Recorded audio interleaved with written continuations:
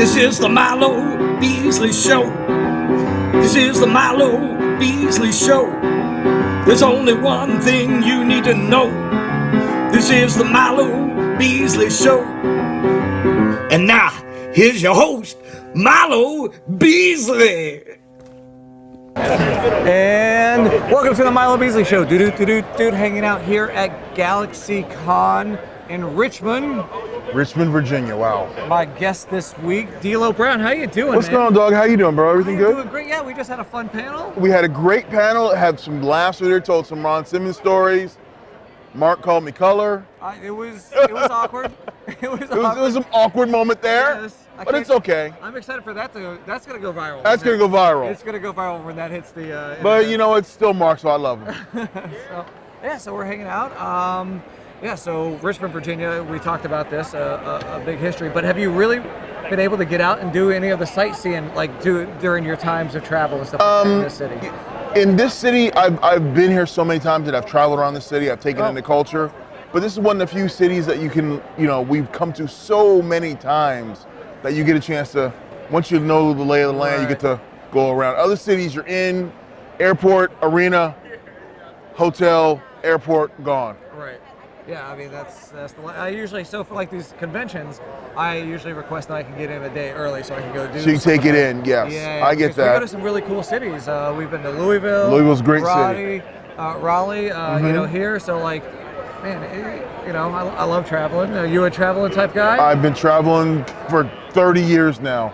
I think I've been around this world probably 25 times. Gone through 30 or 40 passports? Yeah, yes. I literally, I've gone through passports, had pages put in my passports, and then gone, renewed them and got new ones and new ones. I think I'm on my fourth passport by now. What is there a city that you? I guess you've been traveling, but is there a place that you have yet to travel to that you're like, man, I really need to get there before it's all said and done? I want to go to New Zealand. To New Zealand? Yeah, I'd like to go to New Zealand just to take in the culture. I hear it's an incredible place, so I'd like to go there. Have you been to the Big Brother? Have you been to Australia? Many times. Many times. Yeah. I've never been. I have lots of Australian friends, but have you ever seen a kangaroo in the wild? Is that a thing? I have not seen a kangaroo in the wild. I've seen a koala in the wild, but not a kangaroo. Have you eaten kangaroo? Because I heard that's a thing too. Not gonna go there. And if I've eaten kangaroo, I didn't know it was kangaroo. Everything tastes like chicken. I think they would tell you because I think it's probably the touristy thing to do to try to get you to eat the kangaroo. No, I've never eaten kangaroo. What's the most exotic thing you've ever eaten though? I've had horse. Oh. But that was after, I didn't know it was horse after the fact. Okay. I was in Japan. Most of the exotic stuff comes from Japan. Yeah? Yeah, like blowfish, it's poisonous. Oh, so you tried the yeah. Oh yeah. You can only have 2 pieces of that. Anything more than that, you start feeling your tongue starts getting numb. I had the octopus while I was there, except not just but the tentacle. So I still had the thing, and they were like, eat, and I was like, I guess I gotta eat. Typical thing in Japan is they put stuff in front of you and go, oh, daijoubu, good. Hey. You never ask what it is because it's offensive. No. You just eat. And then while you're eating it, they're laughing. They're giggling because they wouldn't eat it. So yeah. So you actually have the European Championship. Yeah, she goes everywhere I go with me. Yeah, it's one of my favorite. It's one of my favorite championships of all time. Just the aesthetic, the look of it. It's a beautiful belt. It's a beautiful belt, and now she's kind of like a unicorn, because there are really not a lot of replicas of her. She's not an active title anymore. Right. So it's literally like a unicorn. So people see it, they're like, oh my goodness, that's the European title. Yeah. Yeah. So. Do you have a favorite title belt? Not necessarily that you have owned, but aesthetically that you looked at it and were like, man, I love this title. For me, it's the old NWA Television Championship. You took it right out of the words out of my mouth. My favorite belt of all time is the NWA TV title. Man, it's a pretty belt.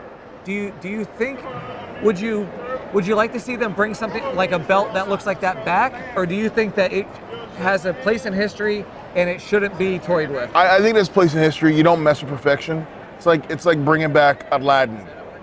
You know, you don't mess with it. Yeah, I would like to see the belt like again, but I don't think it would be used. But like, it's nice to see the belts.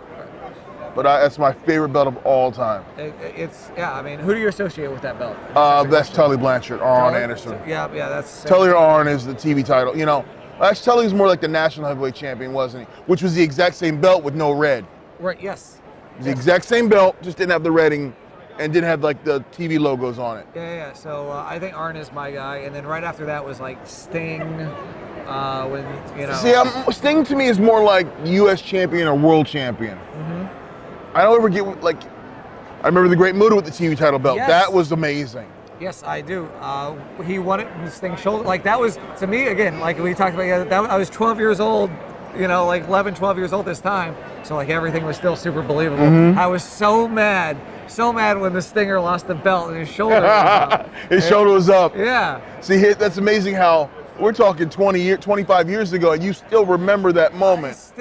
Yes, absolutely. I remember, like, there's a lot of those moments that I remember. I remember Arn Anderson being the first person to pin the Great Muta on Power Hour. Wow. See, it's amazing how things leave that indelible mark in your, particularly wrestling, leave that mark in your soul. I can remember, and I want to say it was Arn Anderson, but I remember the line more than I remember the person who said it. They were talking about Ric Flair, and they were talking about how good Ric Flair was. And I actually told this story the other day, and they said, Ric Flair is so good, he could be out all night partying. You can sneak in his room at 4 o'clock in the morning and whisper, 1, 2, and he'll kick out.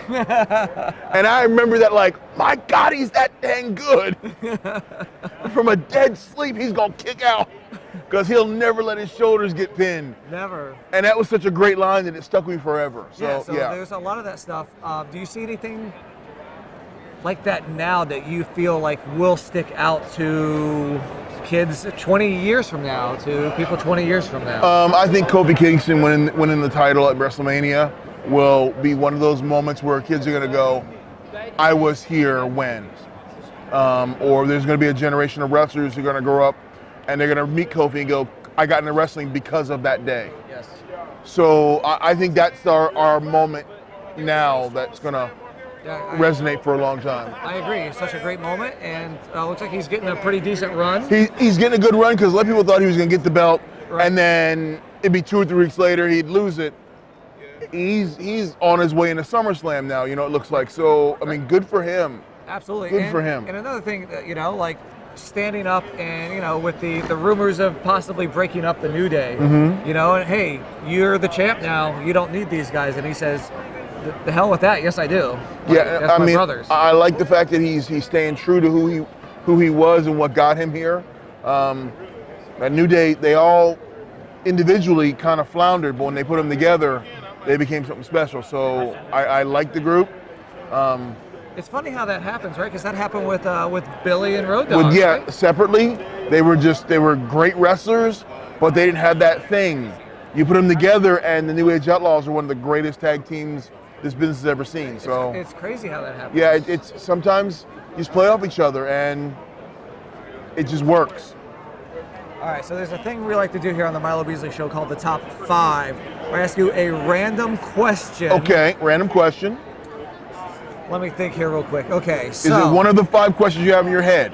I do have a couple questions in my head. So, but I'm gonna ask you a question. You're gonna answer top 5, no particular order. Okay. Top 5 favorites Saturday morning cartoons. Oh man, we just had this conversation. Funny. Schoolhouse Rock.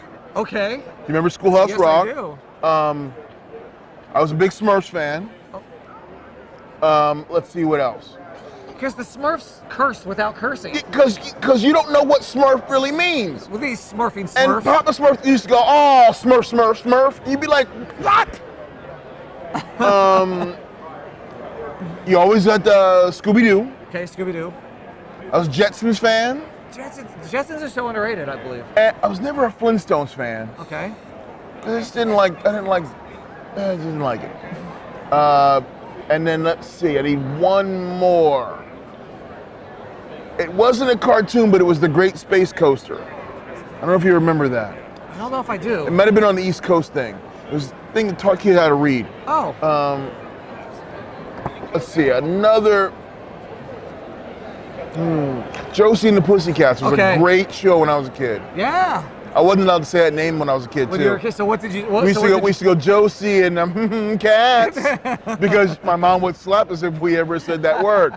So it was kind of like a cussing house. So we did. So you smurfed it. We would smurf it. Yeah. Josie and the smurfing cats. Yeah, we'd smurf it. All right. So before we wrap up, where can folks find you on the social medias if they want to follow you? I only do Twitter.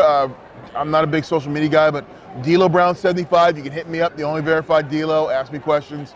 Usually I'm on there talking Chicago Bears football, Liverpool soccer, and the world of professional wrestling. You're so like watching I'm watching right now. Watching The Champions League championship parade is happening as we speak. The Liverpool are the champs of Europe, just like me. All right. And so should we expect to see you some more Galaxy Cons in the future? I definitely think so. I like this. It's great, relaxed attitude and laid back atmosphere. And it's cool seeing all the people that, all the actors and actresses and the boys and wrestlers that, I grew up with and grew up watching. So it's fun. I'm a big Star Trek fan, so I've got the whole Star Trek universe right over there to my right here, which when I'm done here, I'm going over there. All right, but thank you very much for chatting with Appreciate me. it, my man. And so, thank you for watching, and see you next week. Like these guys, you guys should have seen my panel. All kinds of inside information, secret things. Yes. And then I looked like an idiot because I didn't know Team Besties. Yeah, he never heard that. She's like, that's cute. I'm like, you've never heard that before? He hadn't heard it before. That's fine. I don't know why I had. Make fun of him for that.